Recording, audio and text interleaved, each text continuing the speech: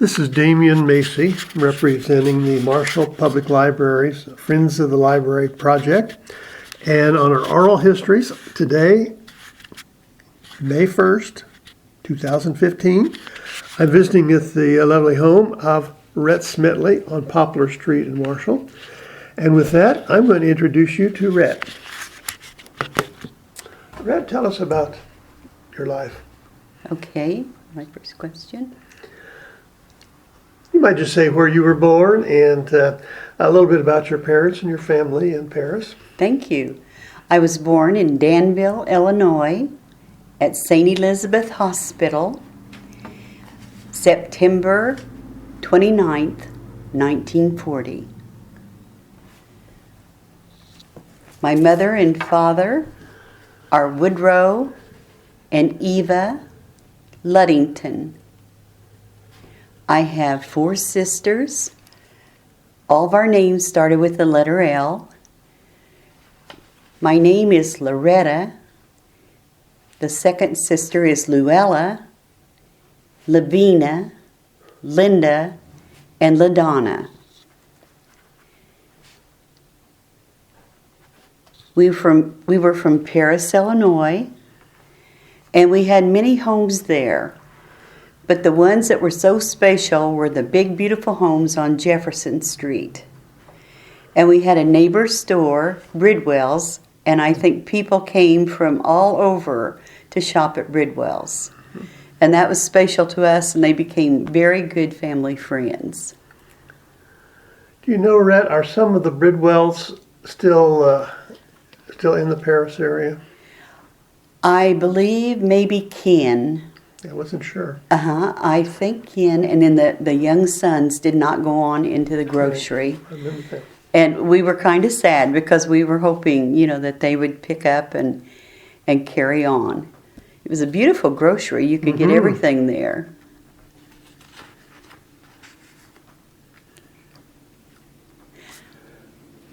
Okay, I moved to Marshall in 1961.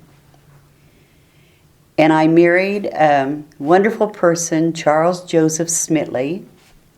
He worked at our Kroger store, which is now our public library. And we were married 48 years before Joe's passing. We were married at St. Mary's Church, and Father Michael Donahue married us and became another very, very good friend. How did you happen to meet Mr. Joe? Mr. Joe. Well, I had just started work in Marshall, which we'll speak about in a few minutes. And I was in the Tom's restaurant, the most famous restaurant in the area. People from Terre Haute and Effingham and all over, they would come to Tom's restaurant. And on Sunday, sometimes you had to stand in line outside the door to get a seat. And the food was wonderful and homemade, and they were a Greek family. And they had a lot of special recipes that everybody enjoyed. So one day I was there for my lunch, and there was this young gentleman sitting on the stool with his brother on his day off. And I noticed he kept looking at me, but I didn't think too much about it, And when I got home from work that evening, I had a phone call saying that Joe Smitley had called and wanted to speak with me. And my grandmother told him that I was not there at that time, and so he called back. So when he called back, I said, "I don't believe I know you." And he said, "I was the one in the restaurant today that kept smiling at you." And I told him I had a friend. I already had a friend at that time. But I thanked him for calling, and maybe we'd talk later. Well, then every Tuesday when I go to lunch there, he was there, and he always wanted to make conversation, and we did. And so it was fun, he was so polite and nice. And he told me he was born in Washington, D.C., and that he sat on the shoulders of his father when President Roosevelt was going down the avenue. And he was very proud of that. And he said he could remember it, So he kept asking the ladies that I work with about me. And one day, one of them told him, said, well, Rett and her friend are no longer together. They're not seeing each other anymore. And so that evening he called and he said, may I come up and maybe take you to a Dog and Suds and get a root beer? And I like root beer, so I said that would be fine. So I told my grandmother, I said, Grandma, get your purse and sweater. We're going to go get a root beer. And when Joe came, I put Grandma in the middle of the front seat. And I tell you, Joe loved her, and she loved him. The only problem with me doing that, which I thought was smart, which was not probably very nice, and she screened my calls. So if any other young gentleman would call to ask for me, she'd say, no, I wasn't available. But Rett, today's most of the cars have got a console in the middle, and you couldn't put Grandma there. Oh, that'd be fun. But bless his heart, he never gave up, and he was the sweetest thing. We went together 1 year. We were engaged 1 year. And then in 1961, we married here in Marshall. And we have lived here all of our life. And our first home was across from the high school, an apartment house, big, beautiful rooms, and shared it with many fine people. And then 6 years later, we found our home here at Poplar, 509 Poplar, and moved in. And I'll never forget the first evening, Damien, because we were laying there ready to go to sleep, and Joe says, can you go to sleep? And I said, no, I'm having a little trouble. I said, are you? He said, it's too quiet. Because we were used to doors shutting and people talking and cars and everything. And it was so quiet. But love our home. It's 148 or so years old. It was sawed in half, brought in from the country, and landed in this location. And the home next door is its twin, which they don't look much alike at this time and age, but just absolutely love the house. So, what was your first impression of Marshall when you came here? For having a life in a little larger place like Paris, was it an adjustment to come to Marshall? It was an adjustment, but I had already made a lot of friends here. I thought the town was absolutely beautiful. I love 6th, 7th, and 8th Street, which there's a Damien home, and that's one of my favorite homes in Marshall. I love the large homes, the old Victorian homes, and the Lewis home on Chestnut Street is another one of my favorite houses. And I would just, every evening after dinner, we would go for a ride. Yep. And we would go 6th Street, 7th Street, 8th Street, and then around to the countryside. And I just think Marshall is a beautiful town. It has so much to offer, and a lot of good neighbors. If you need help, people come to help you, and I just can't say enough nice things about it. Okay, you've come to Marshall and you've settled here, and where was Joe working? Was he working for a little grocery company, as I recall? He was. He was at Kroger's. He was. That's what I thought. 8 years. And he enjoyed that, but we had married in September 3rd. And in November, he came home one evening and he says, Rett, he said, they're closing Kroger's. And he said, they've offered me a job in Terre Haute. And I said, oh my goodness, we had no idea. Here we married September, this is November. And I said, well, what are you going to do? And he said, I don't know. He said, I've got a couple weeks, still at the store. And I said, all right. And so the people where I was working heard of this. And I had 3 men come up to me, and they said they'd heard about Kroger's, and they wanted to talk to Joe at Formulite. And I was thrilled. And then Dr. George Mitchell was a wonderful dear friend, and he came to dinner that evening and joined us, and he said, I heard about Kroger's closing, and he said, I want to offer Joe a job at the bank as a teller to start with. And so we felt that was comforting. Sure. But that's what I'm saying about Marshall. So, did Joe go to work? He did not go to work for the bank, did he? No, he did not. I didn't think so. He went to work at what was known as Formulite, and he started as a troubleshooter on the line. And they saw his efforts and his hard work, and they kept promoting him until one day they gave him the position of purchasing manager. And he was in that position most of his career, which was later TRW. Formulite, most people in Marshall, even today, are not aware of that particular business. What all did they do or make? Okay, I have some things listed that it's just a little strange. I'll start here. I became an employee the 25th of August in 1959 at the Formulite plant in Marshall, which later became Radio Industries, which is now TRW.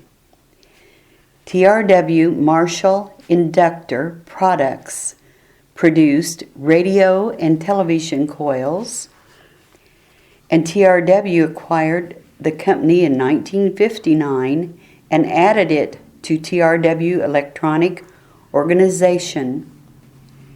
In 1978, the facility was primarily engaged in the design and manufacturing of a wide variety of wire-wound electronic components for automotives and other industrial markets.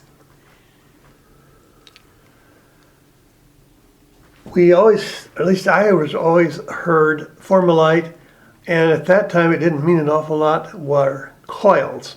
They made coils for the radio and the transmission industry. Mm-hmm. And I see you mentioned in there winding. And was there any other products that were made, or was it primarily for the television and radio industry? Is that right? I think that's how Marshall started.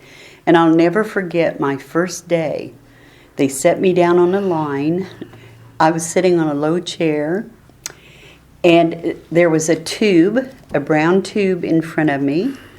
There was little black pieces, which they called a sleeve. There was a coil-type mechanism that slid over the tube, and so therefore it presented 3 legs. And my little black tubes went up on those legs, and then I glued everything together. And I think perhaps I'm leaving out a part. I can't remember what that was. But they were amazed at how many I did the day. And so that was my job for several days, because they said, you're very good at putting those together. We've had people before, and they just couldn't get it right. They weren't interested, we didn't think. So, and I was interested. I thought it was kind of entertaining, but I did put out a lot that day, so I continued on. But that was a handheld part that I held right in my hands and made, individual parts. And then later on, they had a machine that came in, and it was called the Baki. And the Baki, my goodness, I can't imagine, it was about the size of a small building. And it had the operator, and she would put parts on it, and it would wind around the part that she had placed.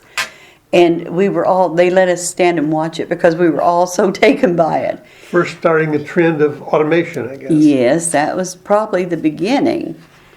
And TRW had celebrated 25 years in business in 1978, and now in 2015 it would amount to 62, maybe going on 63 years.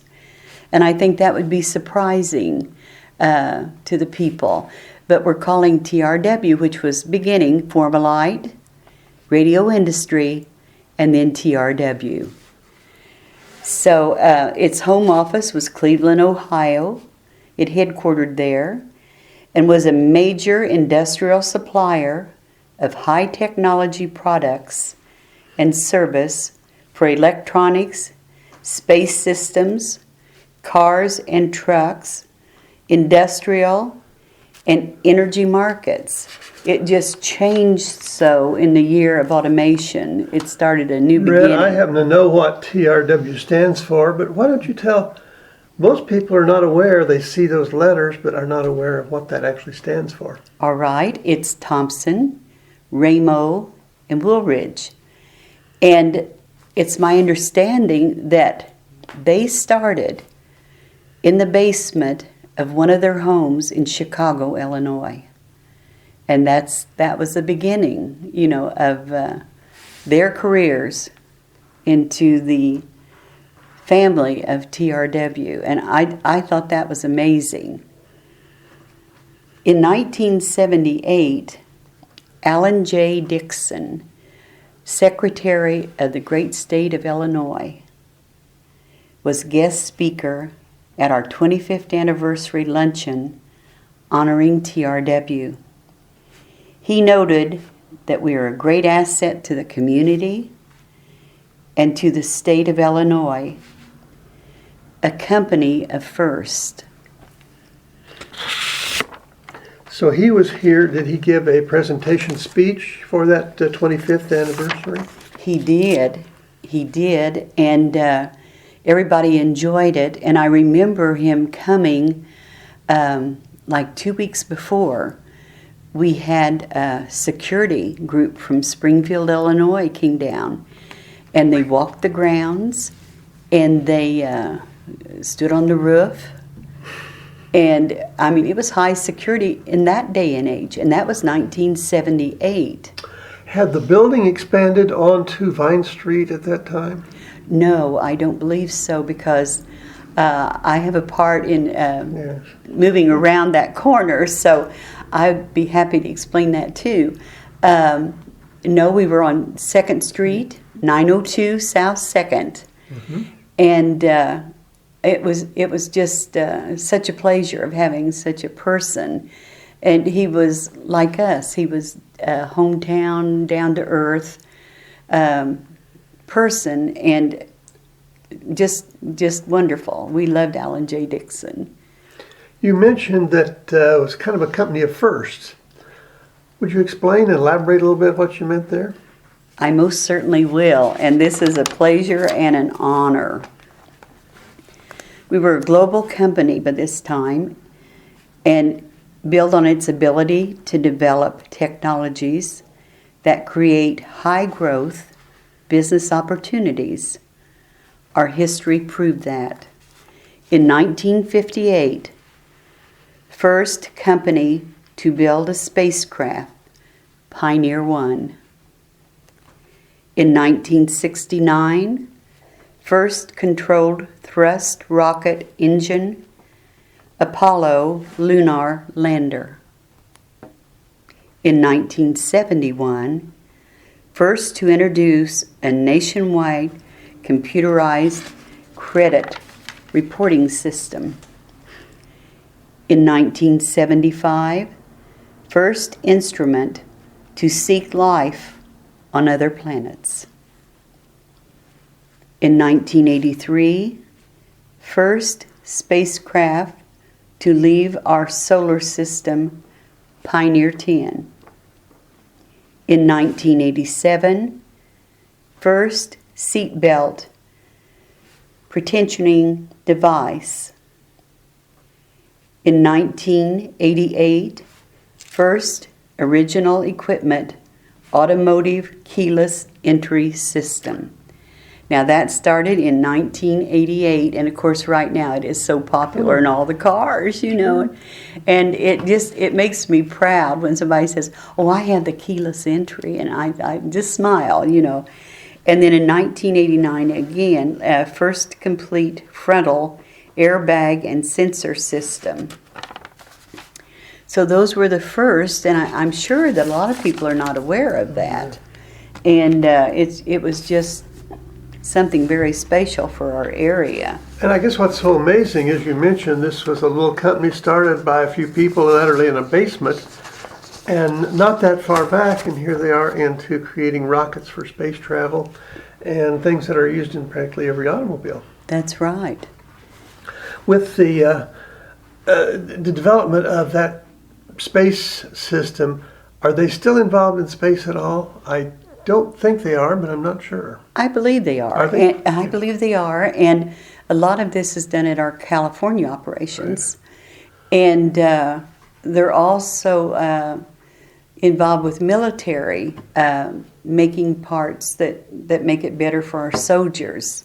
Mm-hmm. And I remember being told one time, this is not in my work that I've studied, but I was told that when we went to, I believe it was Kuwait, and they had their big guns that the soldiers were carrying, and it had a scope on it that could show them if the enemy was hiding around the corner of a building.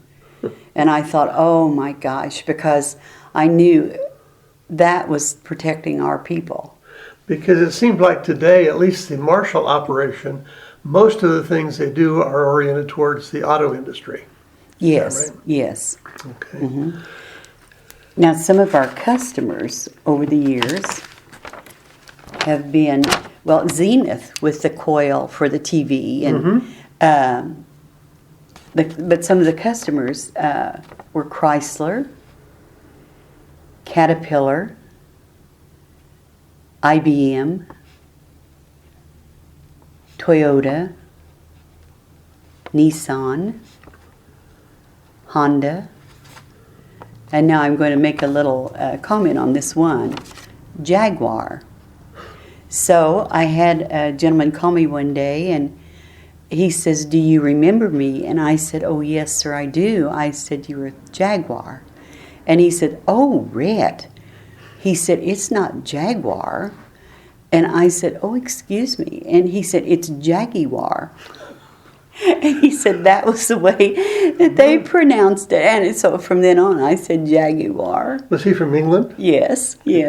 And in my position, as we're getting close to, I spoke to people from all over the world. And I loved that. And the employees would say, "Rett, how do you speak to the people in Germany? How do you speak to the people in Italy? How do you know what they're saying in Japan?" And I said, "Well, you become a very good listener." And I said, "I talk slow," and I think that was comforting to them. So I said, before long, we were speaking to each other. Now, let's just take a little back step here. You mentioned starting with Formalite, and you were on an assembly line. Mm-hmm. Now you're talking to people from all over the world. Mm-hmm. You obviously were not in production when you were doing that. What was your position with TRW? All right. 23 years I worked on the line. Okay. And one day they posted on the board that they needed a receptionist. And so I signed up for it. Well, there was many that signed up. Well, they always offered the work inside the plant. And you had to be there 6 months to be eligible to sign the board. So I had been there 23 years, and I thought perhaps I was eligible. But I did not make it that time. So the young lady that took the job was there probably about 3 months. And it just didn't work out, so they posted it again. And Joe said, "Did you notice that was posted up on the board?" And I said, "Yes, I saw it." And he said, "Well, I want you to sign up, And I said, "I think I'll pass." I said, "I'm happy with the girls out here in the plant," and they had become like family. We cried when they had a loss, and we laughed when they had a baby or a wedding, and just become like family. It was extended family for sure. So he encouraged me to go up to the board and sign again. So I did. And they called me into the office for an interview again. And I did this, and I was sitting there, and the gentleman said, now you don't come back till 12:30 from lunch. Well, I looked at the time, and I thought, well, that won't work because I'd be half an hour late. And I said, oh, no, I'll be back at 12. And he said, no, Rett, I really want you to come back at 12:30. And I said, oh, dear. I mean, I thought, oh, dear. You know, I guess I should do what he's saying here. And he says, congratulations, you have the job. What year was that? That was in 1983. 83. Uh-huh. And so I started, as that position in 1983. And the office was on 2nd Street in a little tiny office that later became a part of the HR area.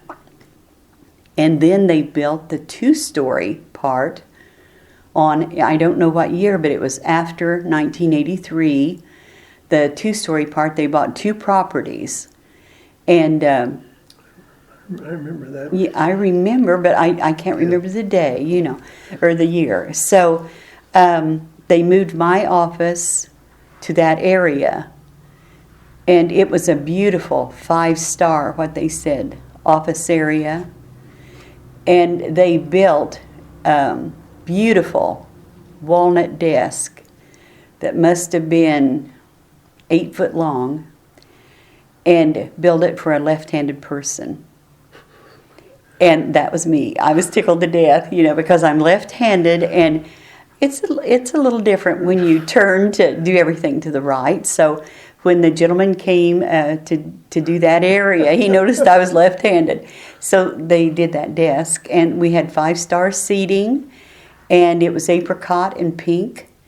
And when you sat in it, you would sit straight down, and then as your body relaxed, it would do about a 3-inch slide and make you comfortable.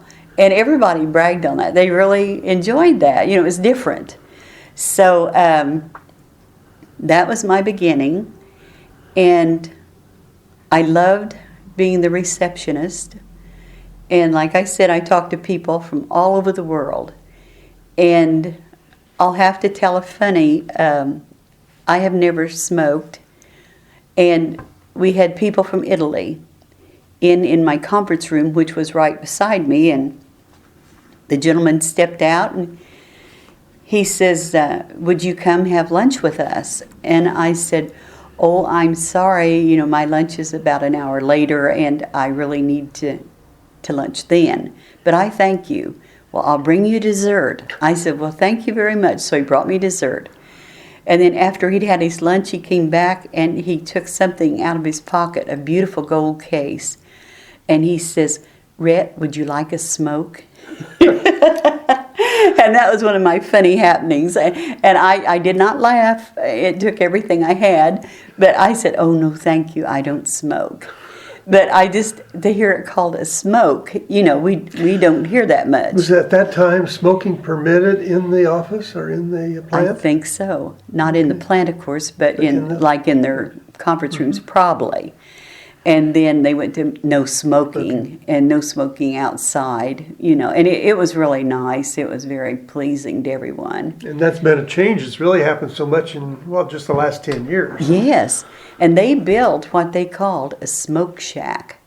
But it wasn't like any shack I'd ever seen. It was like a shelter and had the side walls in the winter months on it. And in the summer they could open it up and have, you know, fresh air, which was really nice.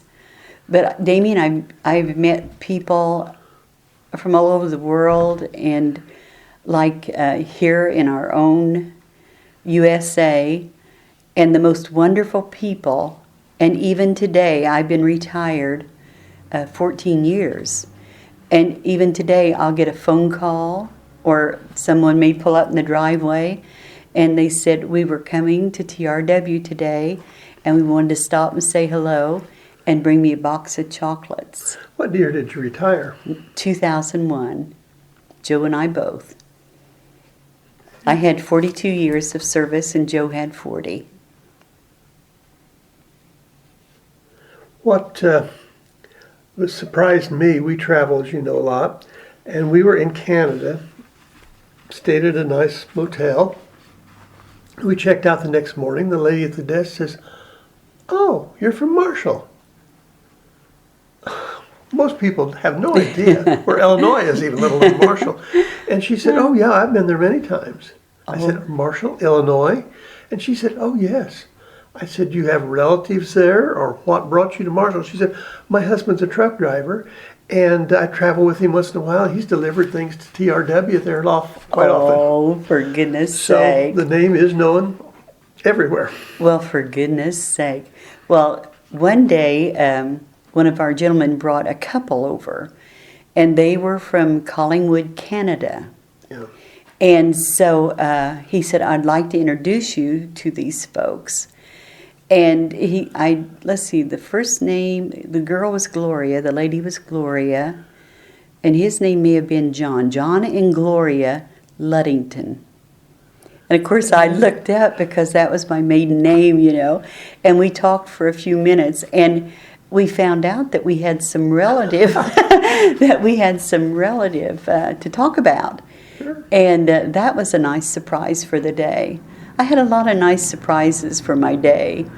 Did you have I guess I'd call a memorable moment as receptionist, either funny, good, bad, sad, whatever, just in your reception years?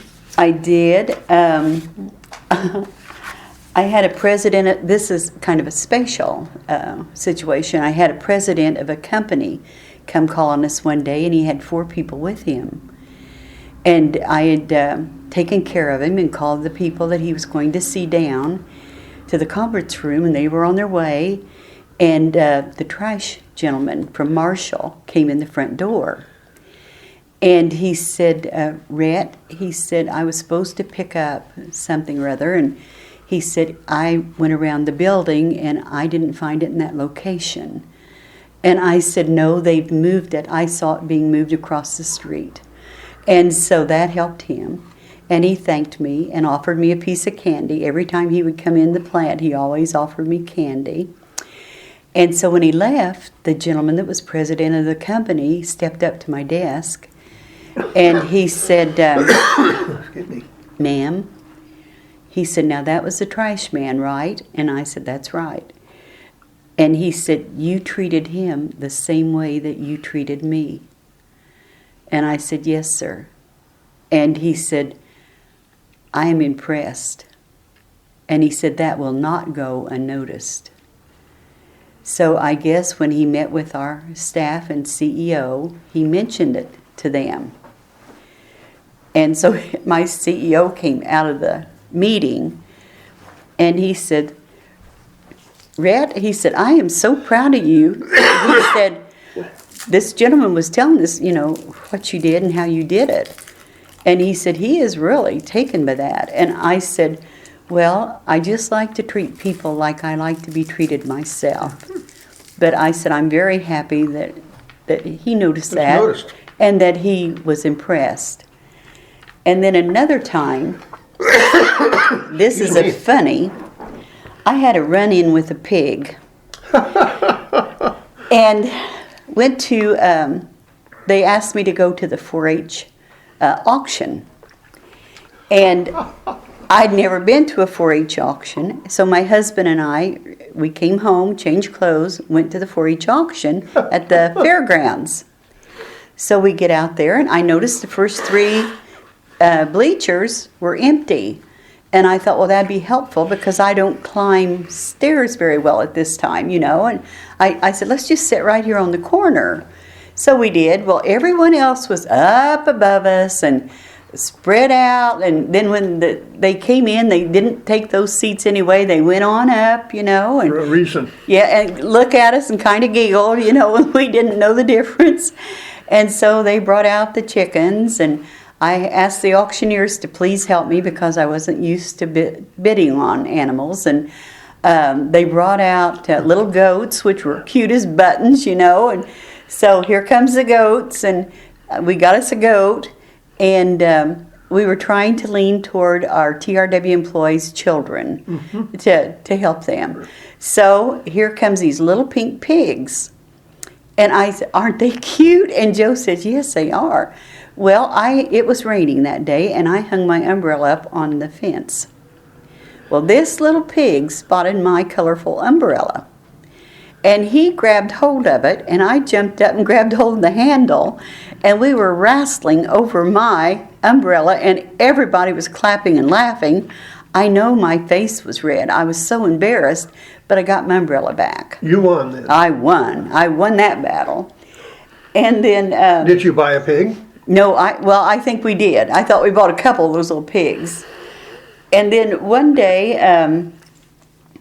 my phone rang, and I answered it. It was a gentleman from Germany.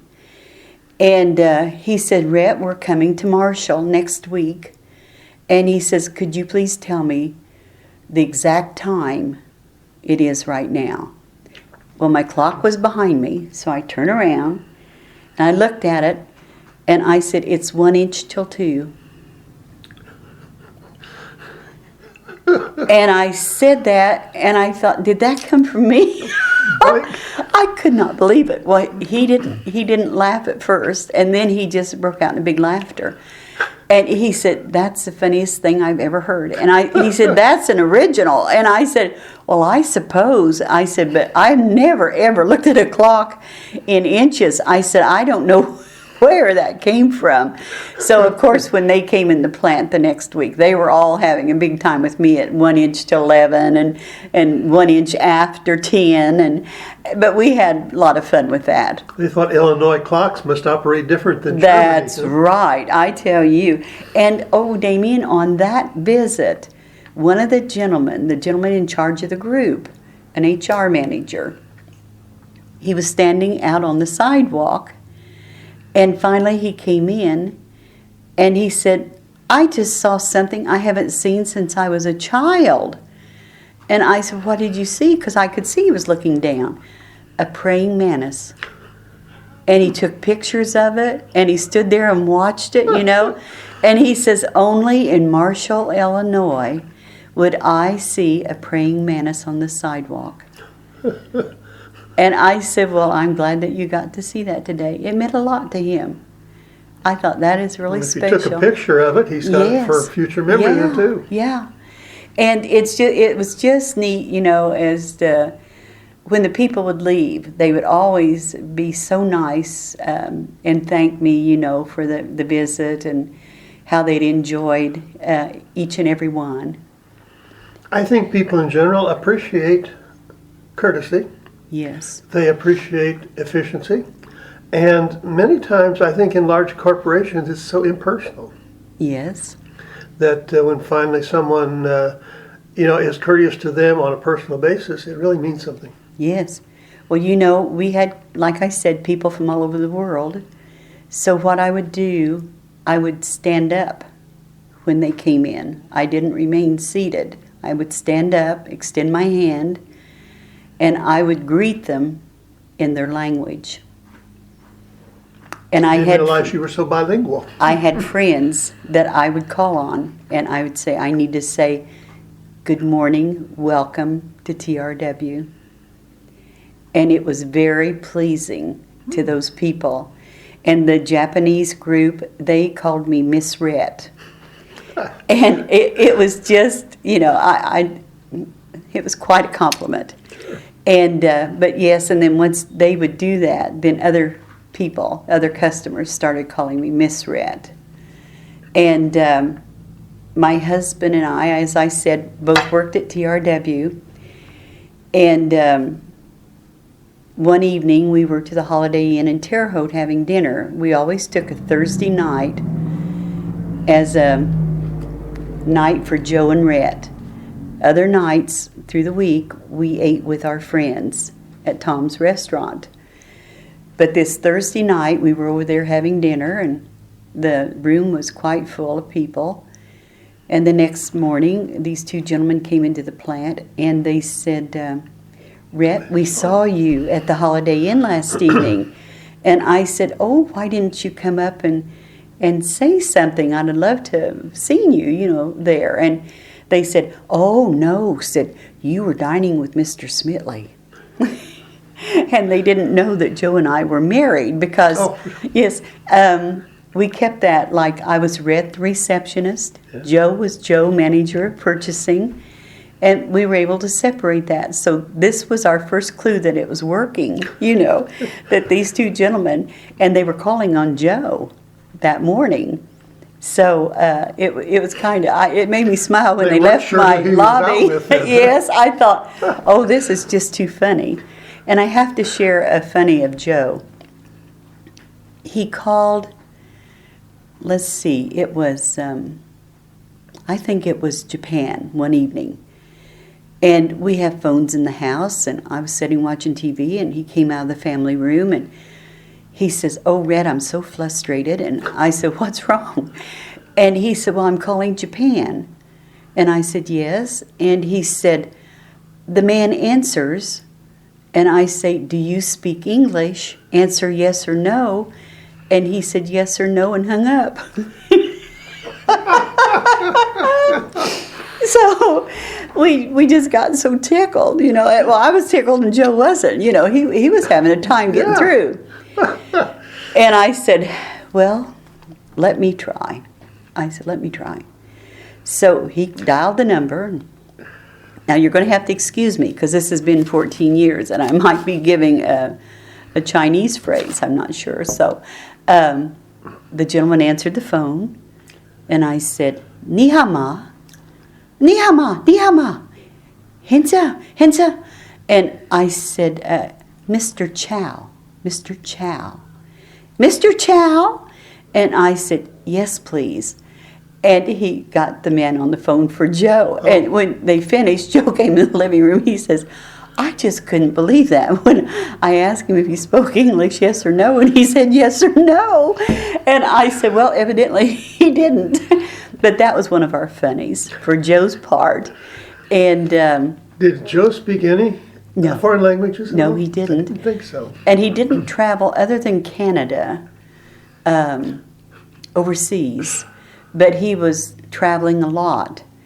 And we learned early on, I would go to work at 6:30 when I became a receptionist. I'd be in at my office at 6:30, and Joe would come in at 7. So we packed a suitcase and left it packed all the time. And I had a suit and a couple shirts and a couple different ties and, of course, everything that goes with it. And write notes and say, the blue shirt with the blue suit, because sometimes Joe, he just kind of was in a rush, So that helped us a lot. So I would get to work, and he would get to work 7, and then he'd come running back down to my area, and he'd say, I have to go to California. I'm going to be gone 4 days. And I said, okay, well, I understand, and he'd just come by the house and pick up his suitcase. And he stayed at Del Coronado. I bet you've seen that, Damien, and maybe stayed there. I haven't stayed there, but I have been in the hotel. When he called me that evening, he says, oh, Rett, he said, you would not believe where I'm stuck. And I said, well, where are you stuck? Del Coronado in California. And, of course, I had seen the Robert Wagner movies where they filmed from there and how it looked. And I said, well, you poor thing, But he really enjoyed it. And one time he was in New York, and he saw Dennis Jones. And Dennis lived above us in our apartment when we first married, and become very well known with his companies that he's had.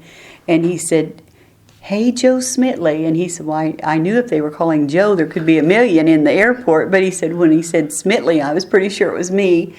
And he said, we had a nice visit. But he was always running in to people from the area. He said it was unbelievable, and at the airports and in hotels and just everywhere. You had a wonderful experience, it sounded like, at TRW, and a marvelous career. And Joe did also, and I know they were you were highly thought of there. What kind of prompted your retirement? Was it simply an opportunity, or was it age, or whatever? Let's see. They came and we had a big plant meeting one day, and they asked the older employees, they offered us package. And they said this may be the one-time package that, it would not be offered again. And like I said, I had 42 years and Joe had 40. And we came home and we talked and talked and talked. And we decided to take it. And so we did. And I think there was 37 or 39 of the older employees took the package. That many. And oh my goodness, they had all kinds of celebrations for us, and I had corsages, and I had flowers in my lobby, and it was a wonderful going away. But Joe won a President's Award, along with engineers, chemists, doctors, which was quite an honor, and he spent a week in Cleveland at this time because of the celebration. And then one day I was called into the cafeteria, and they were having a plant meeting, and I usually stayed at my position during the plant meetings, but I thought, they asked me to come back. So the gentlemen were up front, and they kept going on about they wanted to honor a person today that was known all over the world, that people trusted and knew that when they were doing business with TRW Marshall that they were going to be taken care of, and just a lot of nice things said about this person. Well, I'm sitting next to a gentleman that traveled all over the world. So I thought, oh, here I am sitting right next to him, I was so happy for him. And they said, Rett Smitley, would you come up front? And so I thought, oh, they want me to present an award to him, because they had me do that a lot. So I go walking up there, and my manager, HR manager, he says, congratulations, Rett. He said, you have been recognized through many of our vendors and our customers, and he said you are going to receive the AEG General Manager's Award for Excellence at our Marshall plant. And then they sent me a brochure later on, and Damien, I too, being the receptionist of Marshall, was on a list of chemists, scientists, doctors, engineers, top engineers, and I could not believe it. I could not believe it. I saw my name there and I thought, I just cannot believe this, And I pride myself in my work, and I gave them 110%. I never wanted to do 100. I thought, no, there's more that can be done. And it made me very, very pleased. And I assisted with TRW Family Day projects. I assisted with retirements of some of our staff being relocated.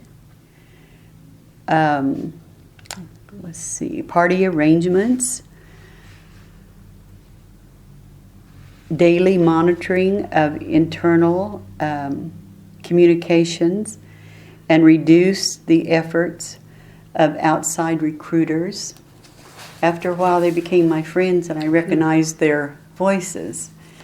And that was something, that we really had to watch. We'll let this go. Well, I better take it off so it won't.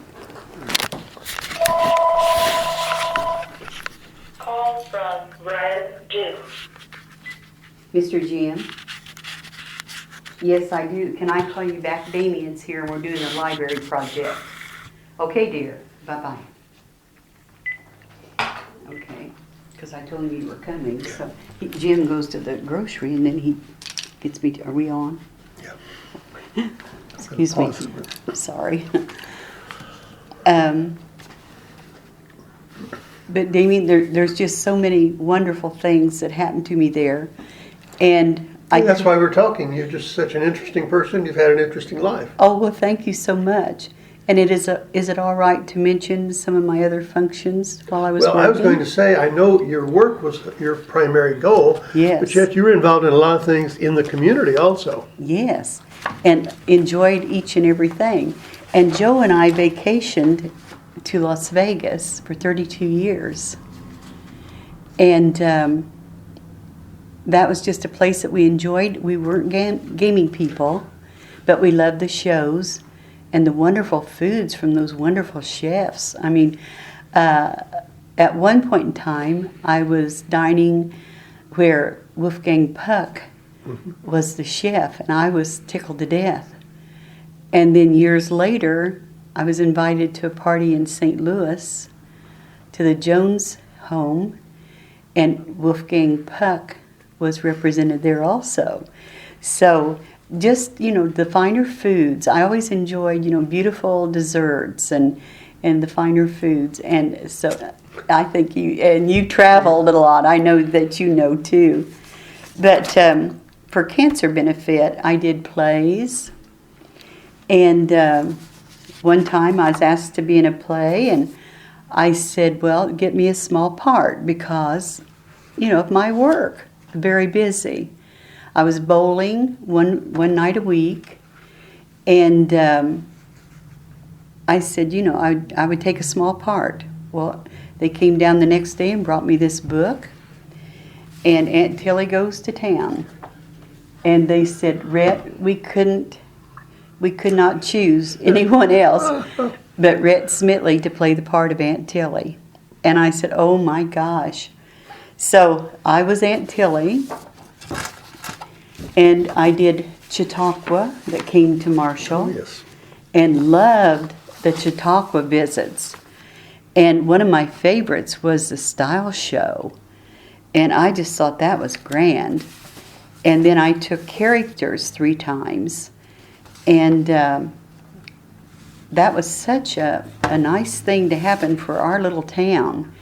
Heartland, Chautauqua, and it was brought to us by Missouri Humanities Council, Illinois Humanities Council, and Marshall Main Street Program. So that was very special for Marshall. And I belonged to the library board 10 years, and the last few years I was president. And enjoyed my time there.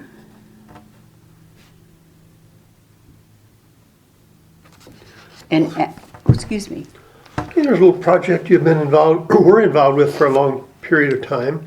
Was it Autumn Fest also? Yes, Right. 18 years at the Marshall Autumn Fest. And I brought in such stars as the Diamonds, Highway 101 Country, Miles Savage and Stars of the Platters, Martha Reeves and the Vandellas, and Sonny Crazy, Precious and Few, and many, many more. And we would have our courthouse lawn absolutely packed full of people. And I emceed the event for, I emceed it the whole time, but I'm trying to say like Friday evening and then all day Saturday and then Sunday starting at noon till like 5 in the afternoon, and loved every minute of it. Loved it. And I retired because my friend was retiring. And And so then I find the next year I have a problem, what do I want to say? Medically. Medical issue. Medical issue myself. Blah, blah, blah. And so I retired too when she did because I wanted to help her in any way I could. But a lot of our plays benefited the Cancer Society, which that was, we had cancers down in our family, uncles and aunts, and we thought that was a very good cause. And I think here in Marshall, the one year, we made more in our benefits than any other area. And I was very proud of that. And I'm looking here quickly. We had the first bike-a-thon in Marshall, and I didn't know what I was getting into for cancer, to benefit cancer. And we had like a lot of riders. And one of the coaches here in town said he would help me do this if I wanted to take it on. And I'd ask him, talk to him about it, and he said, let's do it. And I said, okay. So we did it, and it was a big hit. But everything that we did, if we did it and said yes, we were going to do it right.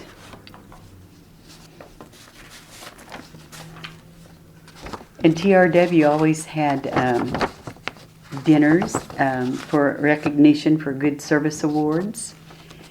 And a lot of times they'd ask me to do a presentation.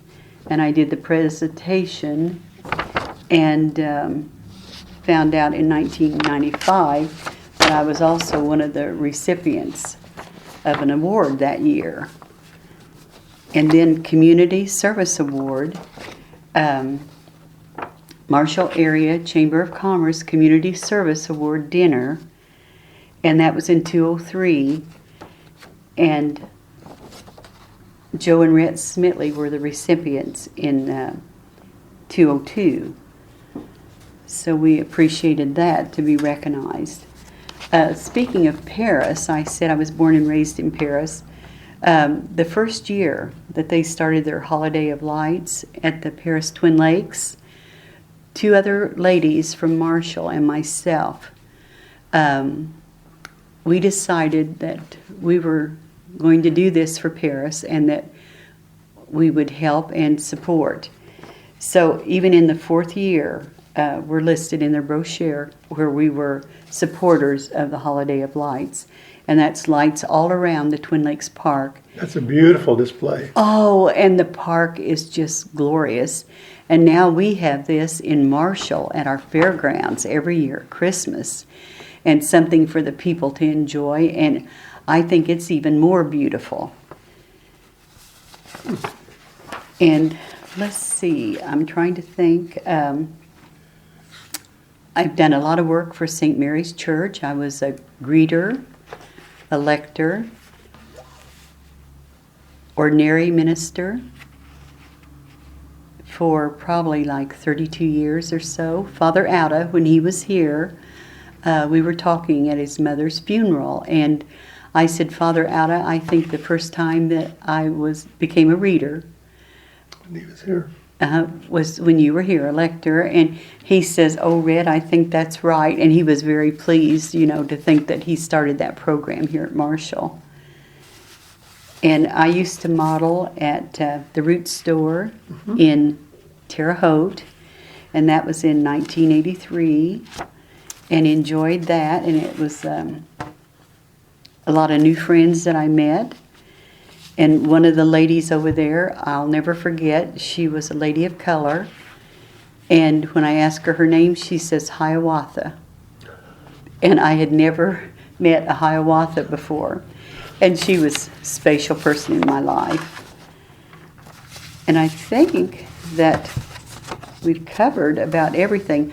One thing, Joe, for his birthday was June 30th. So, a group came to the plant and asked if TRW would be interested in sharing with a special needs camp.